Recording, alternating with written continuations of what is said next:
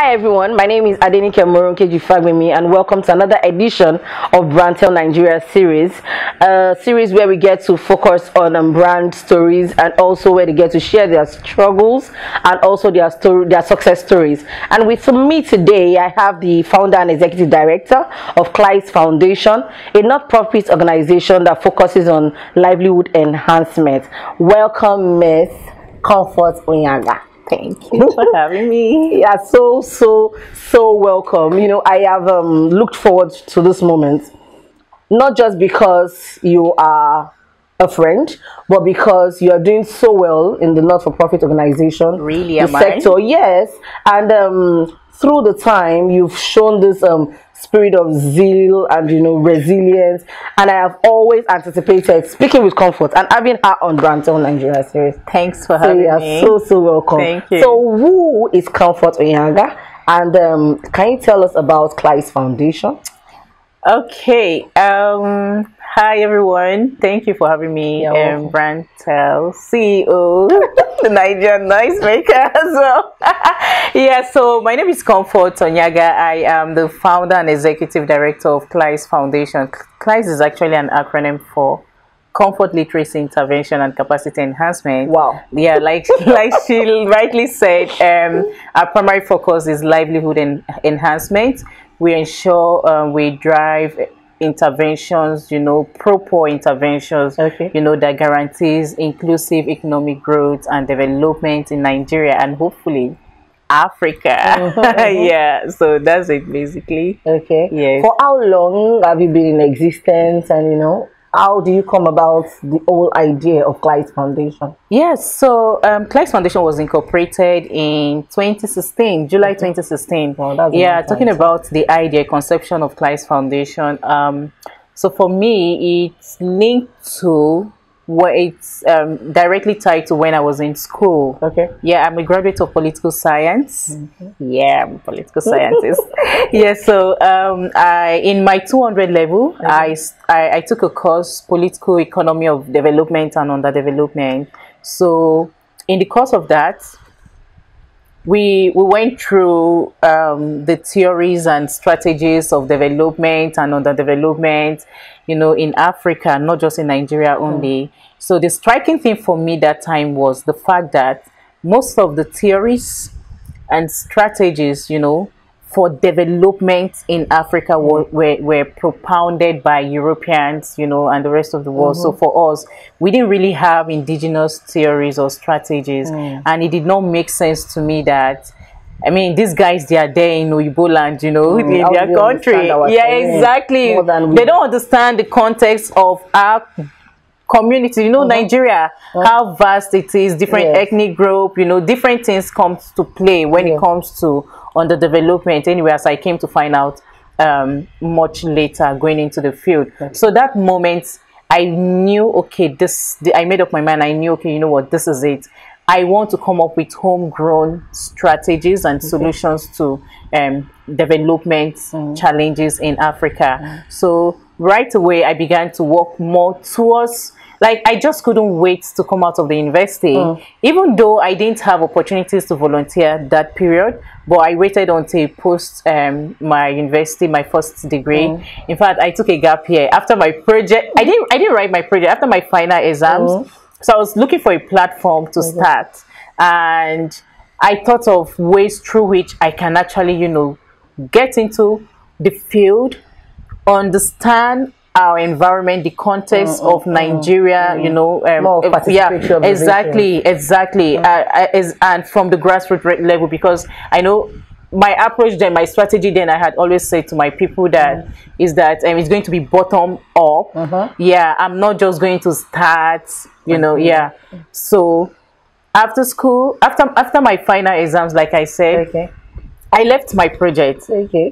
I had to go contest for pageant queen. Yeah, so I won a pageant. Yeah, for my local government. So it was my local government community, my local community. Again, charity begins at home. So it's not that there's a bias, anyways.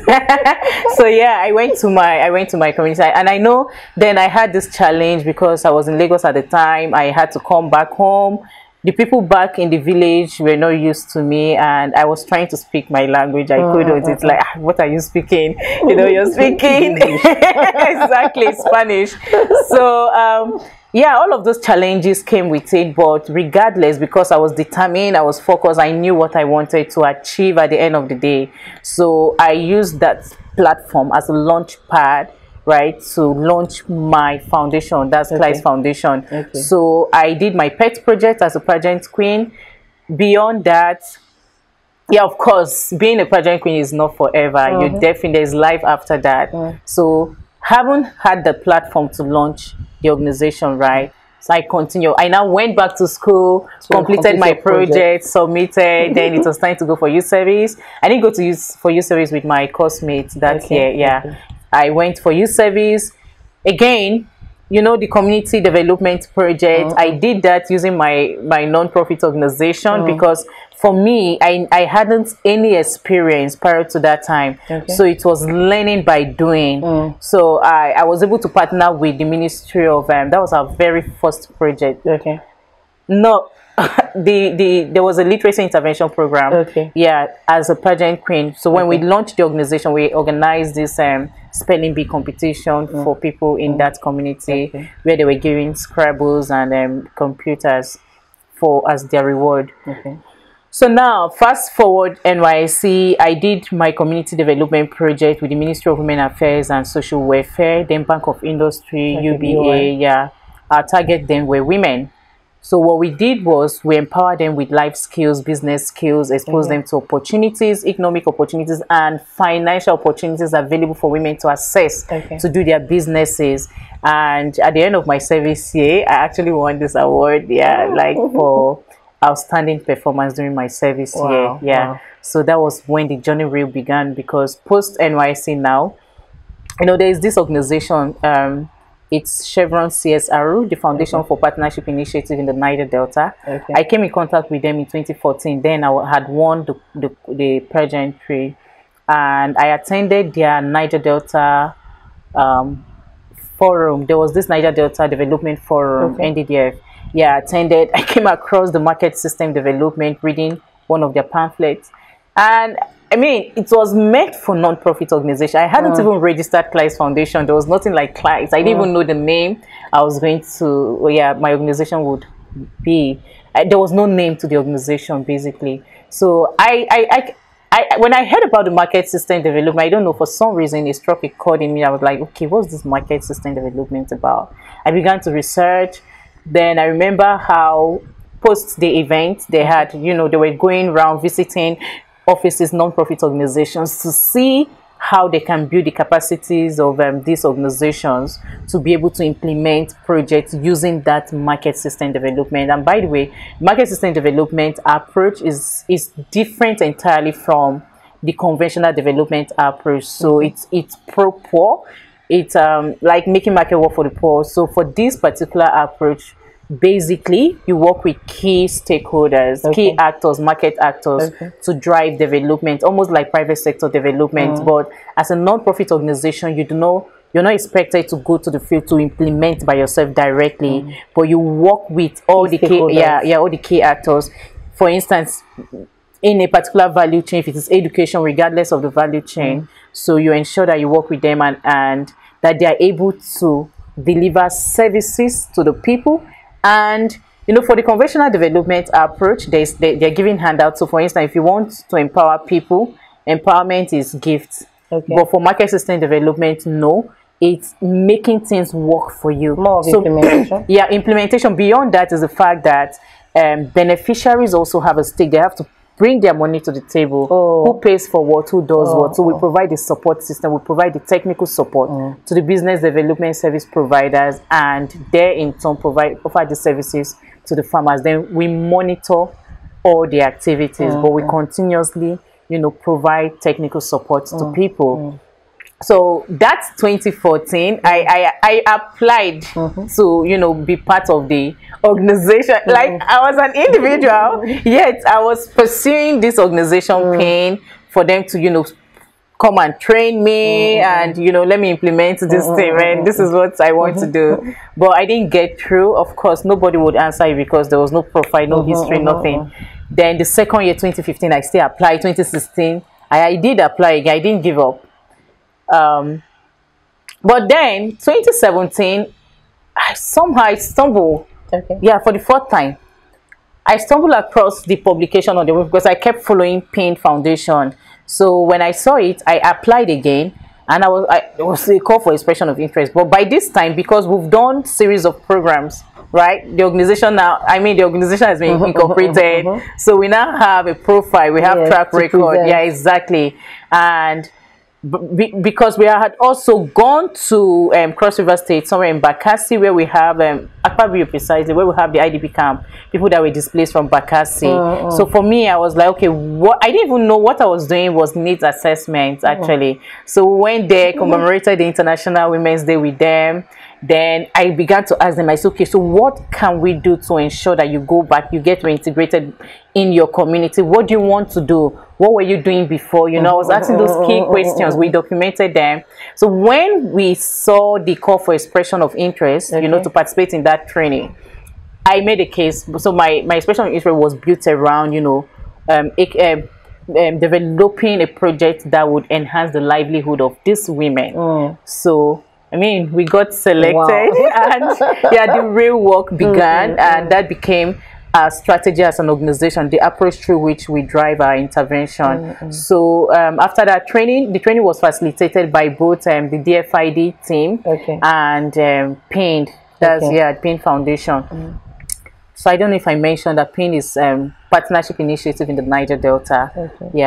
So at the end of the training, you're expected to develop an intervention, design an intervention. You pitch, that would work to address the systemic problem in a particular value chain. They had different value chain because the Bakassi people, I'm glad we did that needs assessment. Their primary occupation is fish farming and processing, because the women are into processing while the men go to fish.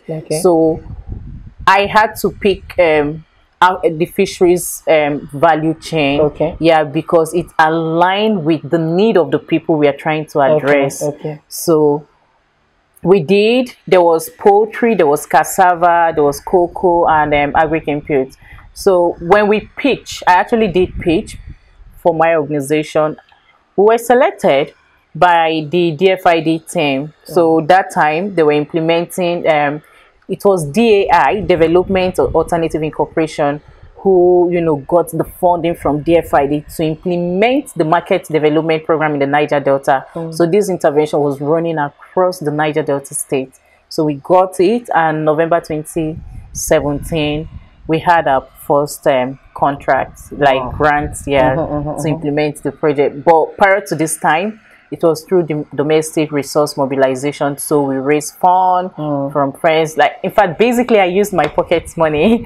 So yeah, when I get, especially during youth service and even post NYC, families, friends would reach out to, oh, Comfort, you know, take this money. Oh, you're just out of service. You know how it is. So I was keeping those monies, you know, using them to run programs here and there, and through that, we're able to build a profile for the organization.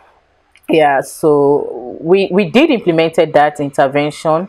It was a pilot intervention to facilitate the uptake of improved smoking cane. Like, there's a processing technology to curb post-harvest losses of wild captured fish in coastal communities. That's why those periods you see me in the creeks, you know, of the Niger Delta. So that was our first donor-funded intervention. The intervention lasted for 3 months, December to February, and it ended. But then, because it was based on milestone and all, we were able to surpass our target as an organization. So the contract was renewed the following year. No, because it ended in February. So that same year, we had another contract renewal with the AI, and we're able to implement again. Then there was a last phase of it, because it was 3 times. So there was a last phase. But in the course of all of this, you know, they were building our capacity as well. There were other training on financial management for non-profits. There was also there was resource mobilization much later. Then there was also gender mainstreaming, you know, every other part, like everything began to come together because remember, I did not have any experience prior to this time. So I'm grateful to the DAI and even Pain Foundation, who actually built our capacity as an organization and as an individual, because I mean, I'm where I am today because of that. Yeah, so but beyond that, what happened again was, so yeah, a lot of times I get asked this question, so how do you make money as a non-profit? Yeah, so what happened basically, yeah, there's actually payment for each of the project staff, but most times I would, you know, forfeit my, you know, use the funds to run other programs in other areas. Yeah, so addressing issues like human trafficking and irregular migration. There was a project on child labor. There was also WASH, because working in coastal community exposed me also to challenges where girls are not able to afford sanitary towel. They do not. Good hygiene. Yeah, exactly, good hygiene. So we had to, you know, support them with sanitary towels. Yeah, that's how we came about integrating WASH into one of our thematic areas. There was also inclusive education. Of course, we started off with education in the rural community when I had my pageant, when I did my pageantry. Yeah, so yeah, that's it. You know, for one, I never imagined that. Okay, so this is quite interesting for me because I never for one knew that you were into modeling or pageantry or anything. Yeah. So how on earth, Comfort, would you leave all of this and make a decision that I want to go into not-for-profit or a non-governmental, or want to run a non-governmental organization? Okay, so the next question is, how would you advise a rookie, someone that wants to dive into, you know, the non-governmental organization space? What do you think the person needs to, you know, take cognizance of before getting into that space? So I wish I actually did this, right? So when I started, I did not have any prior experience. I just went straight into the field, and I mean, if I would advise anybody, I would ask them to start by volunteering. So they need to test the water. You don't need to, you know, dive deep down if you don't know how deep the water is, and if you don't even know how to swim. Because for me, I just went boom. Wow. Yeah. So yeah, I would ask that they volunteer, have that experience, and you know, after a while, they would actually know if they want to continue on that path. Because it's very easy for people to get emotional, and become empathic, and they want to address certain things. But if you do it blindly or ignorantly, I tell you the truth, it is either, I mean, that would also be a test of how real you think you're passionate about this thing. It's going to test. There's so many things that would test how true your passion is to that cause. But then I would advise, just start with volunteering, then internship, then as you're doing your internship, there's nothing wrong with starting up on the side and you're, you know, learning, because you're bringing something to the table, and that skill you acquire during your volunteering experience would have also made you to, you know, have something to offer if you want to intern for an organization. Okay, so if not technology and advocacy, where else do you think you would find yourself? What space do you think you'll find yourself? Yeah, I'll actually find myself maybe in governance. Policy and governance. So yeah, because you remember I studied political science, there are different strands to it. So there is international law and diplomacy, there's policy, public policy. Actually I actually would have dived into public policy. I love policy. So I just love, for me, it's fun, right? Even what I do in development space or in the tech startup space, like, it's fun, it's adventurous. I love adventure. So I would actually love to be part of the process through which a policy is designed, and even ensuring implementation, you know. I really love that a bit, and I'm actually building that on the side, because myself and a team of other young people, we're 5. We started the policy shapers, and we're pushing that. It's an open source space for public policy, you know. So I mean, that's where I would have been full time. Yeah. In 2019, you emerged winner for the Social Enterprise Award. Am I? Yes. Okay, that's the Young African leaders. Yeah, okay. yeah. The young what African were the leaders. projects that helped push that vision or that dream into reality? Yeah, so I may not be able to pick particularly the exact projects. Yeah, okay. So it's actually a combination of projects, like different projects, because I mean it was based on what I did in my organization, through my organization, not just what I was doing personally, because now it's like social enterprise category, and for impact, community impact as well. So for me, yeah, we've done series of projects, and again the model, the approach through which we drive our intervention, so the market sustained development approach. So I would, if I want to narrow down, I would suspect, because I don't know, I don't know the judging criteria for selecting me, really. I didn't ask.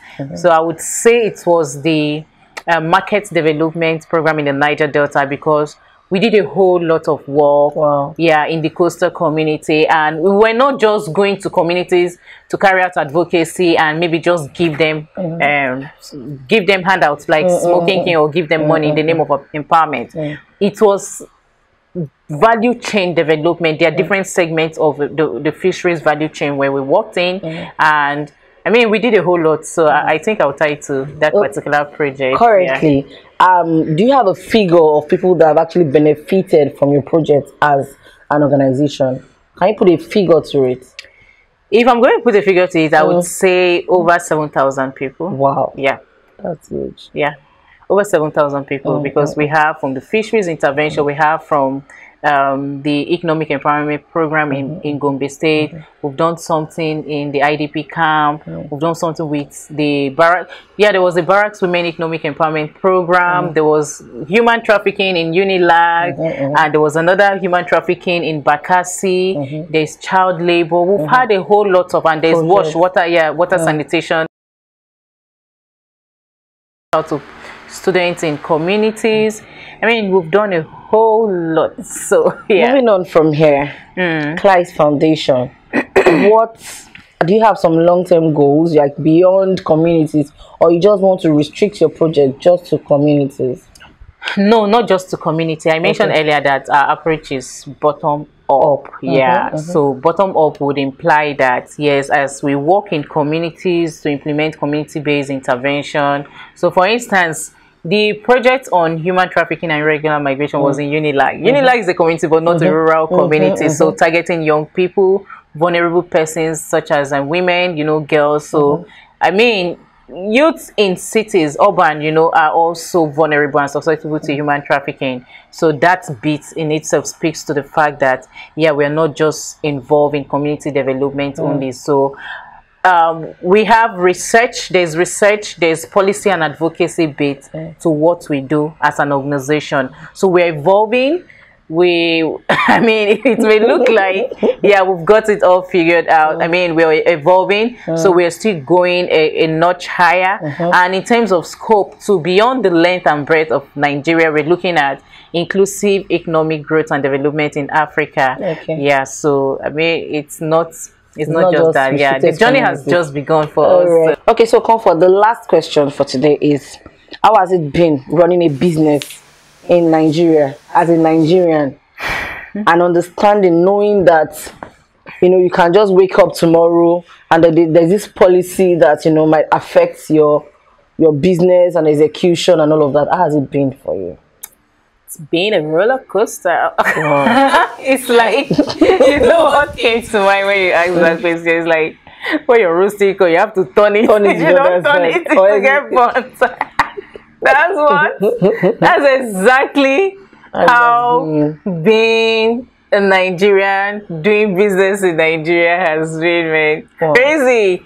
So for me, you actually see we in the non-profit. Let me talk about the non-profit first. So for us, we like, okay, so Our interventions are are constantly, adapted to suit the realities and present day economic, realities of the country and all of that. We have to keep adapting because we don't know what will happen next. Your sleeping is like, the better side would have been an experience where you're waking up to have breakfast in Dubai tomorrow. You're going to have lunch in the Bahamas. Who doesn't want that? This is what, this is what ought to be, but you're waking up let me not call Nigeria hell. Yeah, so you don't know what to expect. You don't know what to expect. So, I mean, who does that? Like, it's so mean on especially the young people who rely on the tools the Nigerian government is against to use to drive their businesses or their organization. It's crazy. Like, it takes I don't know, it takes it takes understanding your purpose, knowing where you're supposed to be part-time for you not to jackpot. Otherwise you just shut down and you just want to run out of this country. It is really crazy. Running business in Nigeria is not fun at all. I would just say I'm just resilient. Like, okay, any way they want to bring it, we'll turn the corn again. We'll turn the other side, and this side, before this side get burnt, we'll keep rolling. So we'll get our feet so well. Yeah. Well, thank you so much. Like, you do not understand how happy I am. I really appreciate you for your time. Thank you. I appreciate the fact that you were able to share a whole lot of that struggle, running an organization and trying to maintain your sanity. I mean, it's not. Yeah, lots of people, they just put all the glam out there. They just talk about the beautiful story, but there's this other side that people don't really put out there. I'm glad I'm able to. Thank you so much. I really appreciate. Thank you so much, and thank you guys for watching. Just look forward to the next episode. Bye for now. Bye.